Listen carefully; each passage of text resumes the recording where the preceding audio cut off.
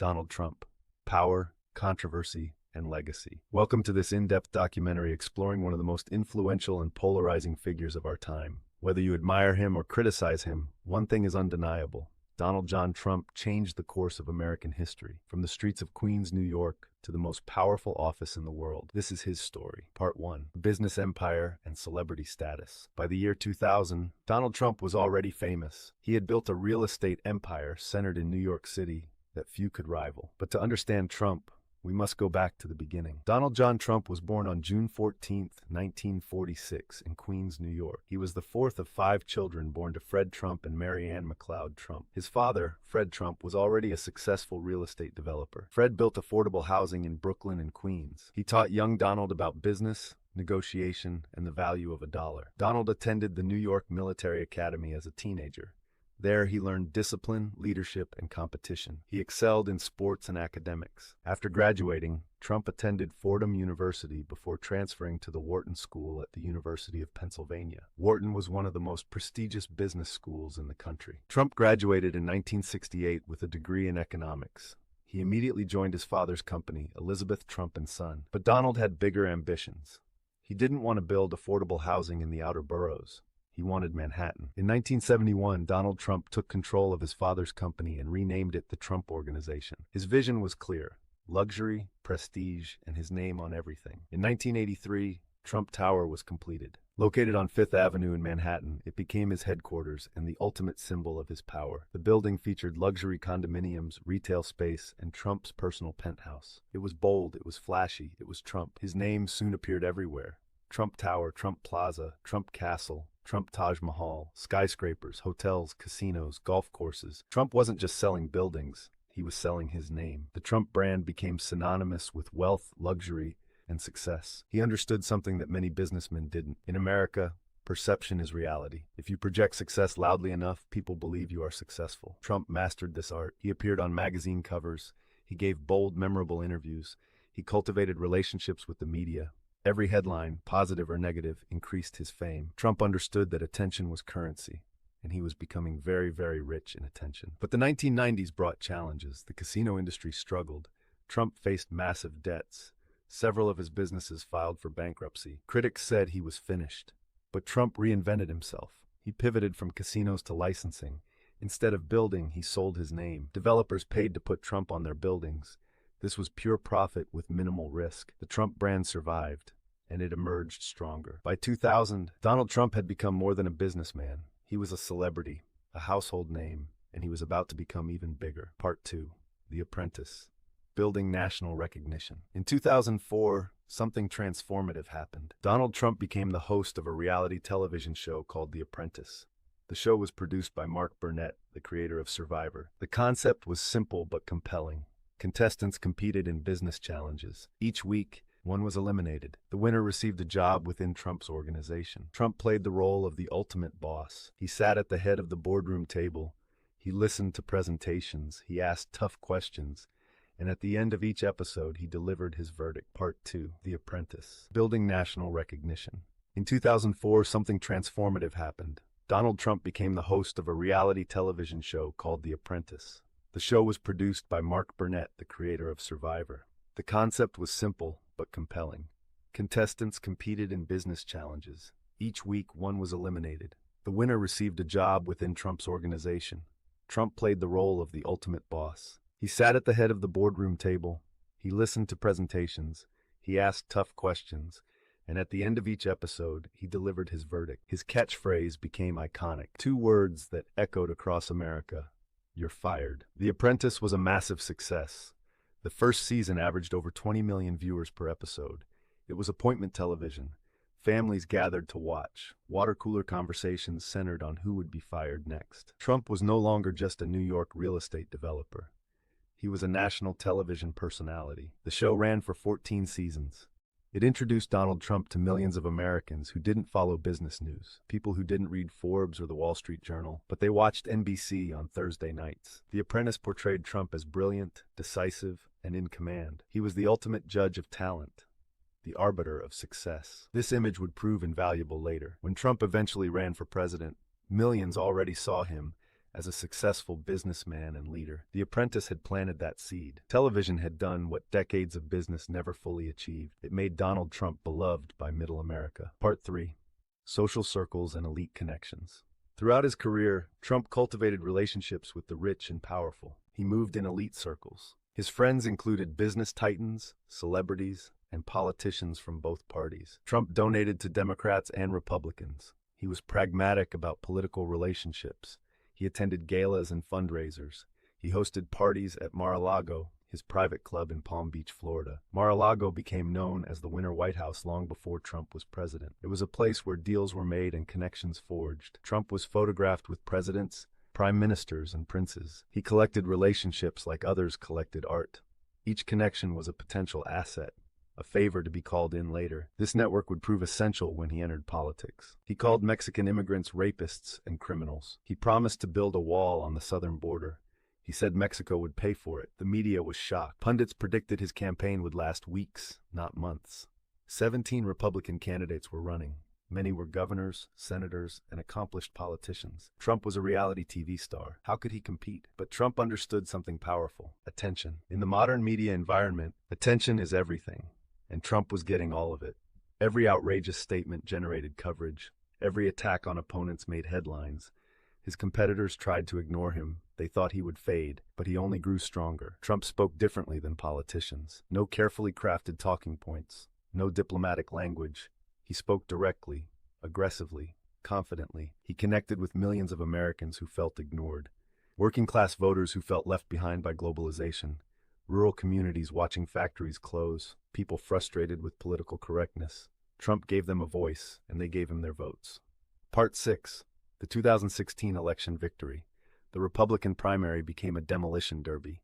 Trump gave his opponents nicknames: Low Energy Jeb, Lion Ted, Little Marco. These names stuck. They reduced accomplished politicians to cartoon characters. One by one, candidates dropped out: Ted Cruz, Marco Rubio, Jeb Bush, John Kasich. By May 2016, Trump was the presumptive Republican nominee. The general election pitted Trump against Hillary Clinton. Clinton was perhaps the most experienced candidate in history. Former First Lady, Senator, Secretary of State. Polls showed her leading consistently. Experts predicted a Clinton victory. But Trump continued his unconventional campaign. He held massive rallies in swing states. He dominated social media. He attacked Clinton relentlessly. Emails, Benghazi, the Clinton Foundation.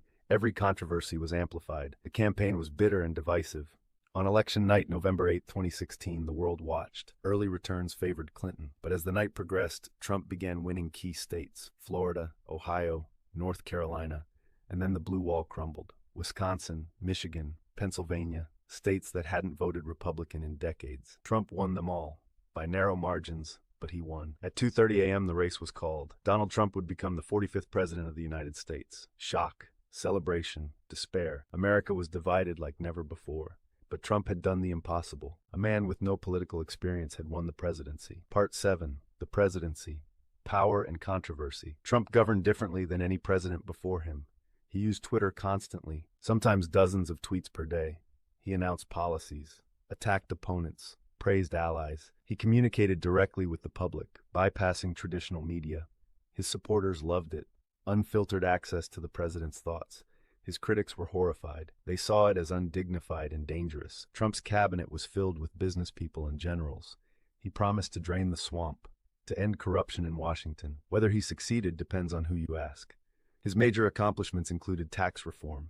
The Tax Cuts and Jobs Act of 2017 was the largest tax overhaul in 30 years.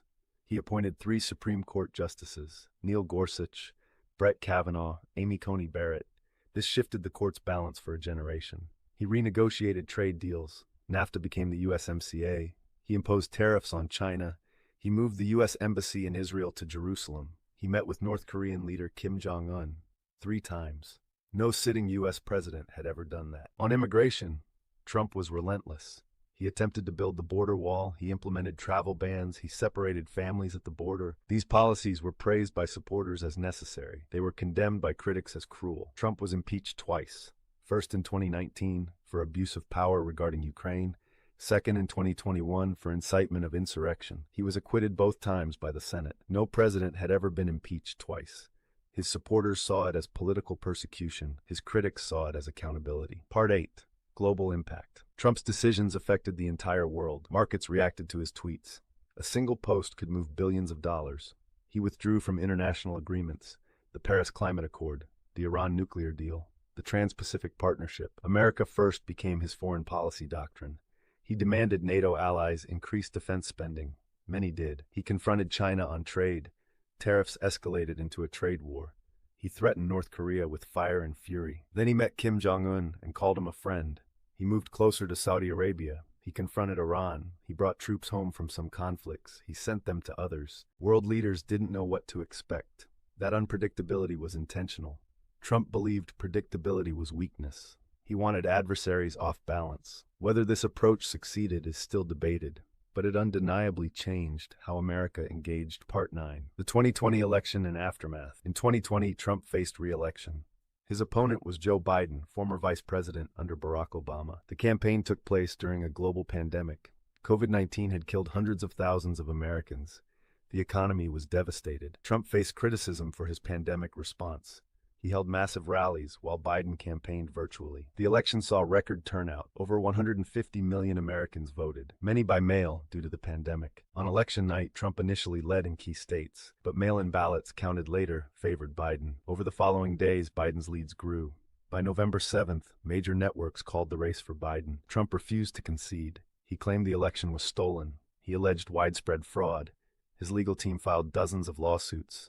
All failed. Courts, including those with Trump-appointed judges, rejected the claims. Election officials from both parties certified the results. But Trump continued claiming victory. On January 6, 2021, Trump held a rally near the White House. He urged supporters to march to the Capitol. Congress was certifying the electoral votes. What happened next shocked the world. Thousands of supporters stormed the Capitol building. They broke windows, breached barriers, entered the chambers. 5 people died. Lawmakers hid or evacuated. The certification was delayed for hours. It was the worst attack on the Capitol since 1814. Trump was blamed by many, including some Republicans.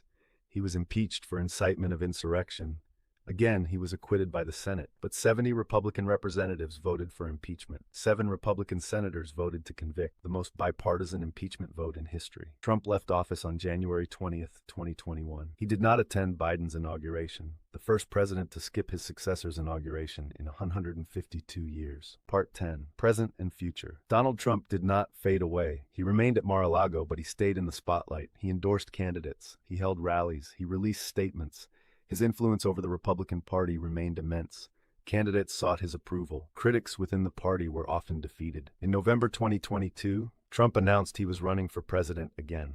Despite legal challenges and investigations, tax investigations, business fraud cases, the classified documents case, the January 6th investigation, multiple indictments followed in 2023 and 2024. Trump became the first former president to face criminal charges. His supporters saw it as political persecution. His critics saw it as justice. The 2024 election approached. Trump secured the Republican nomination again. He faced President Biden in a rematch. The campaign was divisive and historic, and Trump won. In November 2024, Donald Trump was elected as the 47th President of the United States. A historic comeback. The only president to serve non-consecutive terms since Grover Cleveland in 1892. He returned to the White House in January 2025. His second term brought new policies and new controversies. His legacy continues to unfold. His story is still being written. Conclusion. Donald Trump's journey is unlike any other in American history.